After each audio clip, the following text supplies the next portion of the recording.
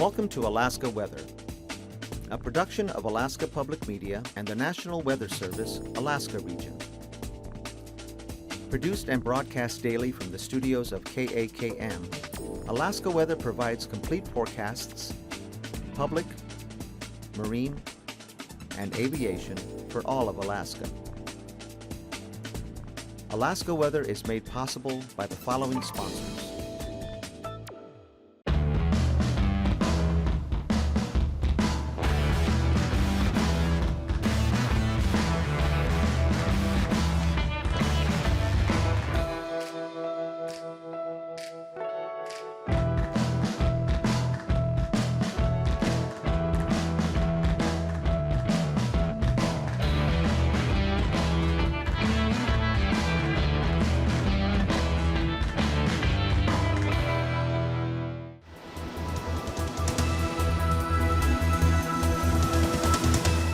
The National Weather Service.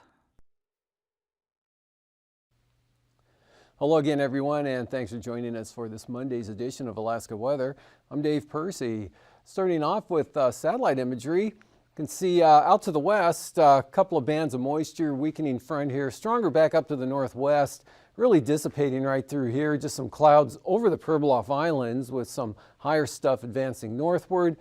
And another front pushing in toward the central Aleutians, also weakening there, clearing behind that around Shemya, but the next patch of moisture with another low spreading in toward that area at this time. Otherwise, a pretty nice day there. Meanwhile, off the Panhandle, cold upper low came southward over the weekend, dropped into the Gulf of Alaska last night, shifting down off the southeast coast there today, and that bringing some snow showers, most of it off the coast here this afternoon, and some of that slipping into the Queen Charlottes, working up across Dixon Entrance during the afternoon hours. So there could be some snow going on down there right now. If not now, there will be later tonight and tomorrow. Otherwise, up to the north, windy and cold. Gust 65 knots there, northern Lynn Canal, and lighter winds but still clear here along the North Gulf Coast. Dry conditions, sunshine. South central Alaska, interior, much colder, especially this morning, with lower minus 40s recorded in several locations, Northway being one of them. Otherwise, north of the Brooks Range, some clouds coming down onto the eastern Arctic coast there, several disturbances tracking on into the Yukon up there, and then clear skies here, mostly sunny skies for Bristol Bay and the southwest coastal areas, south of Kuskokwim Bay. Westward, looks like a pretty good day there at Unalaska, and then that weak front right through here, keeping periods of light rain over the Adak and Atka areas, just clouds to the Pribilofs, and then back out to the west. So jumping ahead to today's analysis, you can see there's that front there with the edge of the rain and snow getting very close to Shemya this afternoon, a breakout ahead of that, and then this week front through here, keeping some moisture in over Adak and Atka. Big area, high pressure up over the Russian Far East there, edging eastward in toward the Bering Strait. So we had pretty light winds up through this area today, actually all the way down to the Alaska Peninsula. Not much in the way of wind at all, and even with the main front out here, winds weren't all that strong. Over the interior, again, just high pressure centered here, ridging all the way over to another center there over the Yukon, 1,034 millibars. And that kept those storm force winds going in northern Lynn Canal today with gusts over 50 knots, possibly as high as 65 knots. And upslope flow here, making quite an area of light snow along the east of the border, and then downslope flow, keeping it back to the west there. And then the system down here circulating moisture up. And again, mostly off the coast today, but that's going to continue to increase tonight. And looking for some pretty good snow down over the, going to tonight's forecast, down over the southern areas there. Anywhere from 3 to 17 inches of snow are in the forecast. For especially Prince of Wales Island, looks like the heaviest amounts, the 17 inches, would be the higher elevations of southern Prince of Wales Island. And then on in toward Annette, Metlakatla, maybe Ketchikan, and those areas with less of that up to the north. But still, a lot of lines there in the chart, so those storm force winds are going to continue through tonight there for the Panhandle. So really not much change from what you saw today. Mostly clear skies back to the west and northwest along the coast. Snow showers staying off the coast. Maybe some cloudiness here along and north of the Alaska Range. Otherwise, Copper River Basin, mostly clear skies, mostly clear, cold south central Alaska. Winds on the light side, especially back here to the west from the Alaska Peninsula right on up into the Noatak Valley. Mostly clear skies, temperatures well below zero once again over to the Yukon Flats. More clouds, so it won't be as cold north of the Berks Range as it will be to the south. And you also keep that chance of flurries, light snow, maybe some blowing snow continuing to gust out of the west to about 30 miles per hour, which will keep the wind chills on the low side. Light winds, clear skies here, high pressure, cold high pressure, Bering Strait and the Chukchi Sea. And this front here continuing to slowly weaken, but the front behind it there coming right into the western Aleutians. If we go to tomorrow, we'll see that nudges this one eastward, and it just dissipates right out through here, leaving some clouds, probably a little cloudier over St. Lawrence Island, where I've shown, all the way down to the Pribilofs, and that's all that's left of that first one, while the other one kicks on up into the Russian Far East there, taking the snow with it, and yet another system coming in out there to the west on the edge of the picture at about 983 millibars, and that'll probably spread some more rain and gale force winds into the western Aleutians tomorrow afternoon. Otherwise, no change here over the interior with strong high pressure there coming eastward from the Bering Strait tomorrow afternoon with the flow coming up and over the top of that. That continues to bring those surges of moisture with some flurries and occasionally gusty winds, possibly blowing snow, but gradient not that great up there anymore, even on the east side. Some winds coming down, but still flurries, possible IFR up there at times tonight, tomorrow, and probably into Wednesday as well. And gradient along the North Gulf Coast here, of course, with the very cold Arctic air over the interior, warmer conditions out over the water. So channeled areas of gusty north winds continued, Copper River Delta and those locations, Thompson Pass. And again, storm force winds north 50 knots in the forecast, gust 65, Lynn Canal, heavy freezing spray going along with it. And again, snow in the south, heaviest in the south, a lot less up to the north there.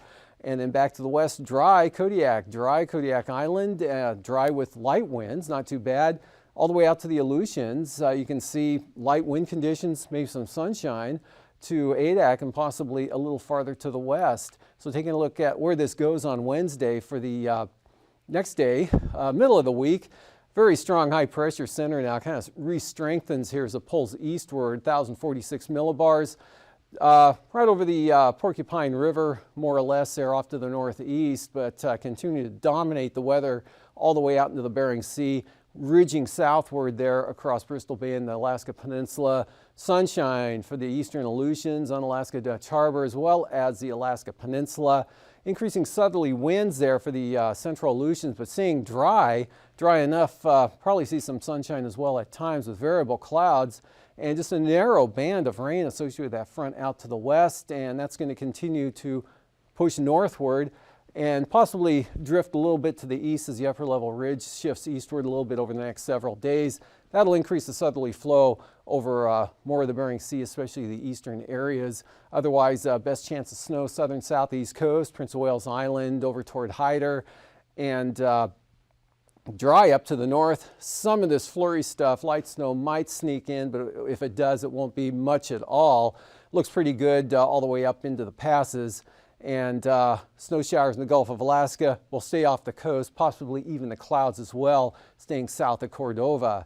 And for temperatures this afternoon, up over the, we'll start over the eastern Tanana Valley, 40-mile country, -2 at Eagle, and 8 below at Fairbanks today, 19 down at Talkeetna with Gulkana at 7.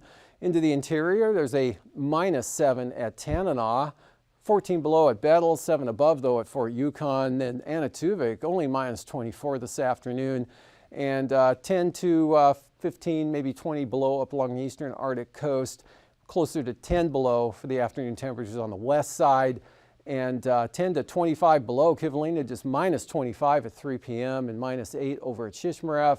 Nome almost pushing up to 0, but not quite making it. Otherwise, McGrath did rise 4 degrees above 0, 1 in Bethel, 2 there at Amonic, and 9 at Savunga. For the Temperatures south central Alaska all in the teens this afternoon, except for Homer up to 22 degrees. Otherwise, Kenai at 17, 24 there at Cordova, and 16 Portage, 18 over at Yakutat, teens northern Panhandle into the upper 20s down toward, let's see, that's Heidelberg. And jumping over to the Aleutians, we'll see that temperatures, of course, much milder out there, anywhere from the upper 30s to the lower 40s, with 43 at Atka, again the warm spot. 40 over at Unalaska, upper 30s drop into all the way down to 12 at King Salmon, with 28 there at Kodiak. Lows for tonight shaping up like this, much like we had this morning. 25 to 35 down to 40 below here over the eastern interior areas, minus 20s to maybe minus 30s Copper River Basin. Definitely Susitna Valley below zero, as well as into northern Cook Inlet, anywhere in the Kenai Peninsula, with below zero conditions all the way out to the west coast, including Bristol Bay. And for highs tomorrow, coming up, longer days, more sunshine, so into the lower 20s, south central Alaska, up to near zero through the Tanana Valley. Some areas seeing a little below.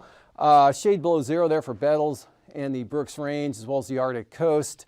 Single numbers in teens, or to about 10, all the way out to the coastline there. Teens for St. Lawrence Island, near freezing for the Pribilofs, lower 40s for central and western Aleutians. Moving on to the next chart, we'll see that I believe it's flying weather for tomorrow morning. And no surprise, VFR from the north slope all the way down to the Gulf of Alaska. And then some marginal VFR showing up here along the coast and inland there, especially for Dixon Entrance, mostly across Prince of Wales Island up to about Mount Edgecombe. Otherwise, VFR conditions, especially to the north there, that strong northerly wind flow. VFR all the way out to the Pribilofs here. Aleutian's not looking too bad. That first weakening front, a little bit of IFR possible around Atka, more off to the west. So tomorrow afternoon, we'll see things improve a little bit. Occasionally marginal for the Pribilofs, Aleutians, IFR, really not much of a factor out to the west. Marginal VFR in the Arctic coast and VFR for the interior. And just some marginal VFR around Prince of Wales Island. So looking at the passes, one by one, Anatuvik, VFR, either approach, same forecast for Adigan. And again, for the Lake Clark, Merrill, and Rainy, ceilings and visibilities unlimited tomorrow and probably Wednesday as well for all these passes. Windy VFR, and Isabel looking good too. VFR day there, and for the Mentasta Pass, VFR, and Tanita VFR, with Portage VFR, no surprise. And moving on to Chilkoot and White, VFR, and possibly again through Wednesday. So the freezing levels at the surface way down to the south here, and then coming back up, but only to Dixon Entrance. A very cold air mass dropped southward over the weekend and continuing through tomorrow early. So out to the west, a little milder, about 2,000 to 4,000 feet, extreme southern Bering Sea and the Aleutians. On to icing. None forecast here, except where the moisture is, maybe above 4,000 feet over the southern panhandle there, of the kind of mixed variety, possibly on the moderate side, more of a rime type icing shaping up out here, Kiska Highland to Shimia, of just light and possibly isolated as well. So really nothing significant going on icing wise. So moving to the jet stream, big ridge of high pressure here, centered over the eastern Aleutians, right up into the Arctic there. Northwest jet, 120 knots, coming down on the west side of this cold upper trough with the center west of Dixon Entrance there. And that's what's going to keep the snow threat in over the southern southeast coast for the next couple of days.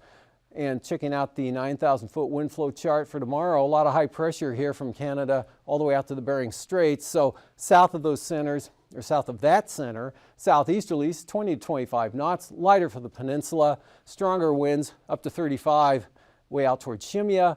And for the southeast coast, north side of this low, easterlies at about 30 knots there, otherwise 25 to 35 coming offshore over the terrain, much lighter for the Gulf of Alaska, Kodiak, south central, 3,000 feet. Look about the same wind-wise. Light and variable, central eastern interior. Could see some northeasterlies at about 30 there, right along the Alaska range, dropping back to 20. Southeast 25 across the Pribilofs. Westerlies still 30 knots there, eastern Arctic coast, and windy conditions around the low center here for the panhandle, but not all that serious. As we take a look at the turbulence forecast, Light to isolated moderate chop here. Southern southeast coast, north a little bit there, becomes definitely more widespread, could possibly even be some severe for small aircraft there up in the northern areas, but moderate chop back along the coast range, maybe Yakutat to Valdez, and then lighter stuff here along the western Alaska range to the Aleutian range, but Kodiak looking pretty good. Otherwise smooth for areas up to the Arctic coast, westward, and then out toward the Komodorskis, Shimei and Attu, occasionally moderate below about 5,000 feet. And after the break of hangar flying, I'll be back with the marine forecasts.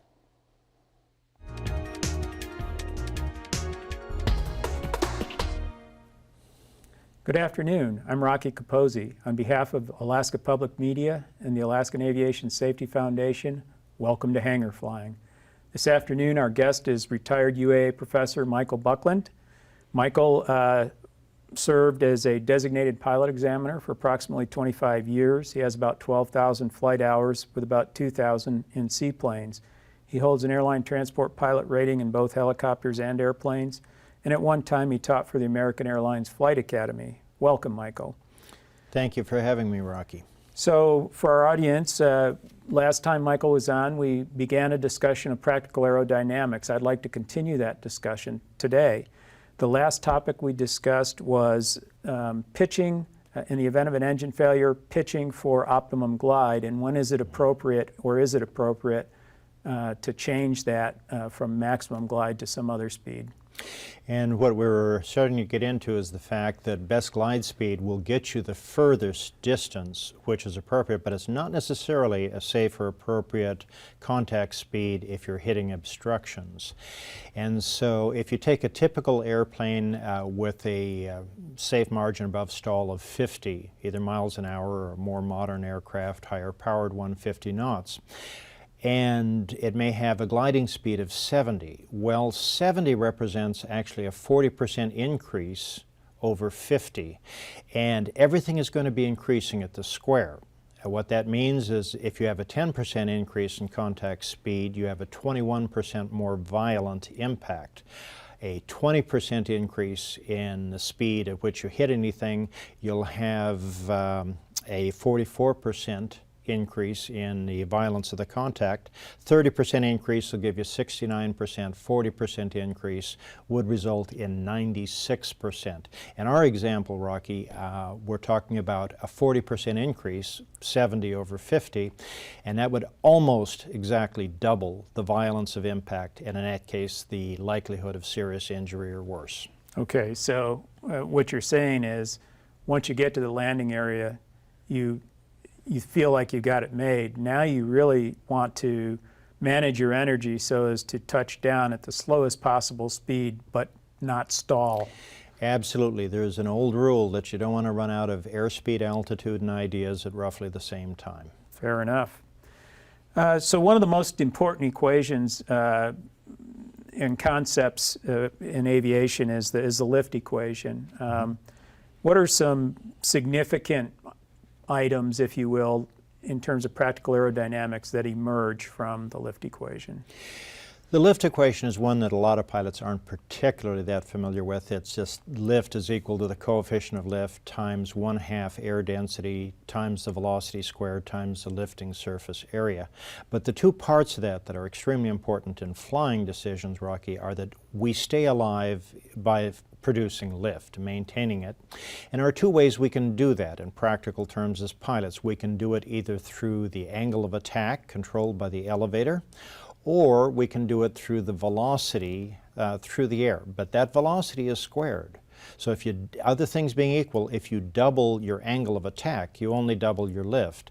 Other things equal, if you double your velocity, you have 4 times the lift. And unfortunately, it works the other way. If you cut your velocity in half, you only have 1/4 the amount of lift. And that's why sometimes airplanes tend to come down out of the sky. Roger that.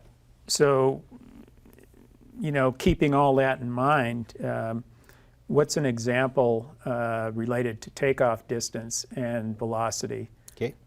Well, let's say that you have an airplane that can easily leave the ground at 50, either miles per hour or knots, depending on your airplane. If you could leave it at 50, but you stay on the runway until 55, that represents a 10% increase. You will automatically burn up 21% more runway.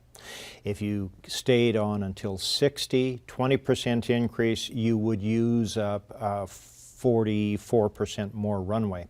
Exactly the same situation will be true on landing. If you could land at touchdown speed of 50, but you choose to touch down at 60, you need 44% more runway, which you may not have. Pretty important concept there. And how does, I see we've got about a minute left here, but how does velocity interact with drag? What's the relationship there, velocity and well, drag? Well, both lift and drag are going to vary as the square of velocity. So for example, if you're in a seaplane and you're touching down and you're faster than you need to be, maybe you're 10% faster, the sharp hydrodynamic drag in the bottom of the float and the resulting nose down pitching, that's going to be 21% greater. The same is true, of course, with turning. If you do a turn at 60-degree bank, twice the airspeed going in, you'll need 4 times the canyon area to complete the turn. Good point. So, you know, we haven't really discussed things in any detail in terms of mathematics, but the idea is pretty clear. It's important to be on speed for whatever maneuver you're performing, I think is one of your messages. And a very important mathematical reality for aviation is you don't want to scare yourself half to death twice. Fair enough, Michael. It's been a pleasure having you today. We look forward to seeing you again. Thank you, Rocky.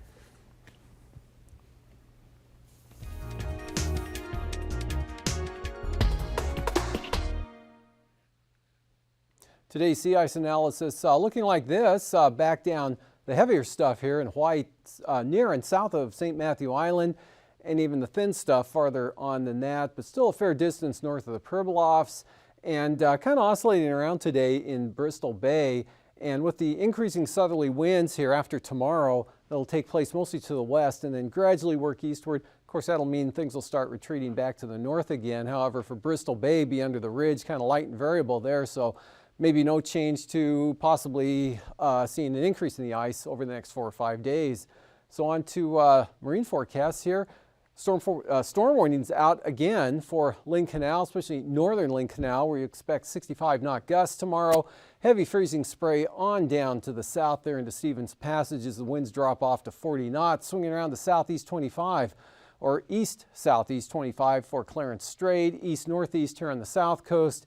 An area gales 30 to 35 knots with much higher gale force gusts onto the north. And for Wednesday, lighter winds coming down to minimum gales now for northern Lynn Canal, 30 knots, Stevens Passage, light northeast 20 knots, light or for Clarence Strait, northeast 20 to 25 on the south coast, starting out 20, gradually increasing to small crafts, and then gales up on the north coast there at 35 knots, keeping the higher gusts in.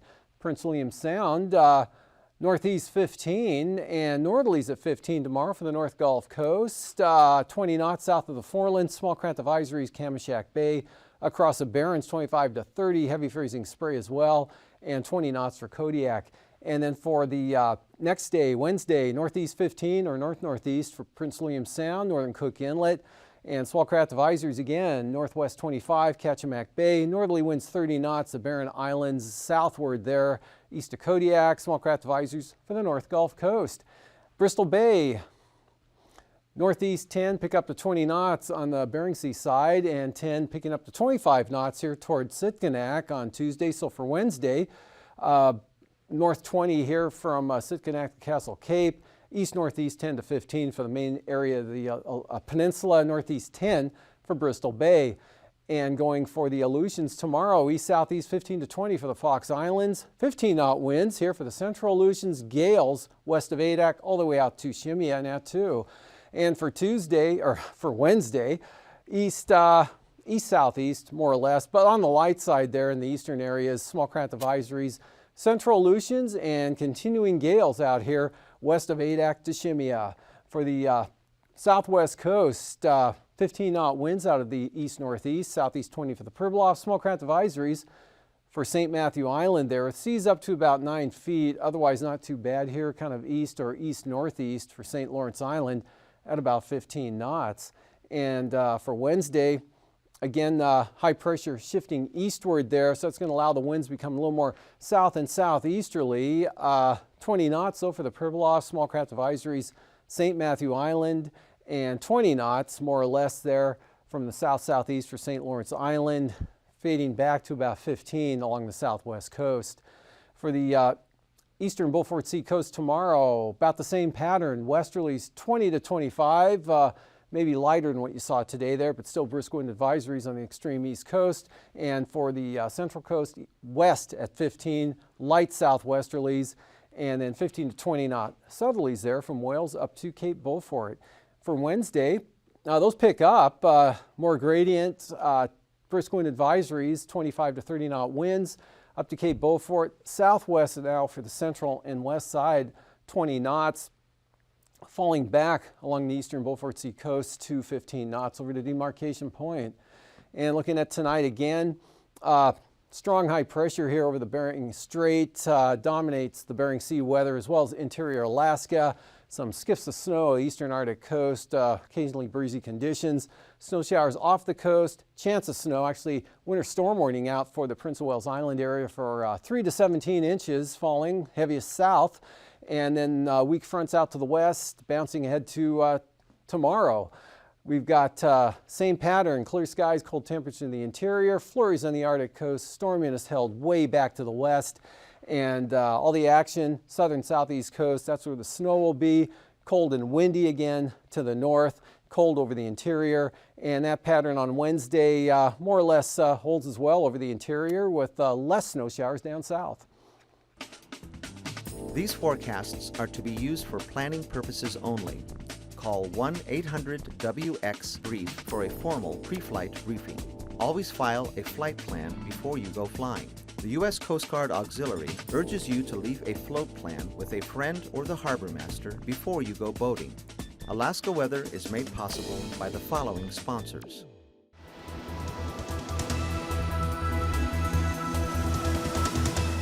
The National Weather Service.